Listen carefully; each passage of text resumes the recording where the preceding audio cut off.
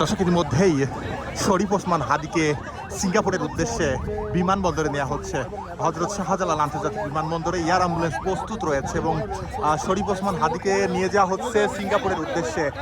পুরো রাস্তা ভিআইপি প্রোটোকলের মধ্য দিয়ে শরীফ ওসমান হাদিকে ইতিমধ্যেই কিন্তু আমরা দেখতে পাচ্ছি অ্যাম্বুলেন্সে করে কিন্তু নিয়ে যাওয়া হচ্ছে। দর্শক আপনারা দেখছেন অ্যাম্বুলেন্সটি, দর্শক দেখতে পাচ্ছেন শরীফ ওসমান হাদিকে অ্যাম্বুলেন্সে করে নিয়ে যাওয়া হচ্ছে সিঙ্গাপুরের উদ্দেশ্যে। অর্থাৎ সিঙ্গাপুরের দুইজন বিশেষজ্ঞ ডাক্তার এসেছেন তাকে নিয়ে যাওয়ার জন্য। আমরা একটু যদি আপনাদের দেখানোর চেষ্টা করি, এই অ্যাম্বুলেন্সেই রয়েছেন শরীফ ওসমান হাদি। দর্শক এই মুহূর্তে